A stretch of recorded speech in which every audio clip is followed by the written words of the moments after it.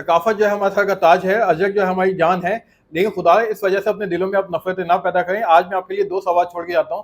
पहला सवाल तो यह है कि क्या इस प्रोसेस को आसान नहीं किया जा सकता था? क्या हम बैंक की सपोर्ट नहीं ले सकते थे कि वहीं पे आप फॉर्म जमा करवाते हैं और वहीं से अपनी आप नंबर प्लेट्स को जो है वो रिसीव करते हैं, या जहाँ पे आपको चालान काट रहे हैं, चालान काटने की बजाय आप उस प्रोसेस को इनिशिएट कर देते हैं, उसका कॉन्टैक्ट डिटेल लेते हैं और नंबर प्लेट उसके घर पे प्रोवाइड की जाती है और पुरानी नंबर प्लेट्स रिसीव कर ली जाती हैं। या इसके साथ साथ आप जब भी गाड़ी ट्रांसफर के लिए जाते हैं तो ये मैंडेटरी होता है नई नंबर प्लेट लेना। इसके साथ साथ दूसरा सवाल भी है, दूसरा एहतजाज भी है, क्या सिंध के और मसाइल खत्म हो गए हैं? सबसे अहम मसला नंबर प्लेट ही है इस वक्त। कराची का आप इंफ्रास्ट्रक्चर लें, कहीं रोड नहीं है, पानी नहीं है, बिजली के मसले हैं, गैस के मसले हैं, जहाँ चोरी डकैती के मसले हैं, जहाँ सबसे बड़ा मसला सिंध का इस वक्त अजरक नंबर प्लेट रह गया है। इसके साथ साथ आप खुदा ये भी लाजमी सोचा करें, जो एक गरीब शख्स है उसका सकाफत, उसका मजहब, सब कुछ उसकी गरीबी को दूर करना होता है। आदमी बाइक वाला अपना इंडिकेटर नहीं लगवाता, आप वहां पे फोर्सफुली उसको ये कह रहे हैं कि आप नंबर प्लेट लगवाएं।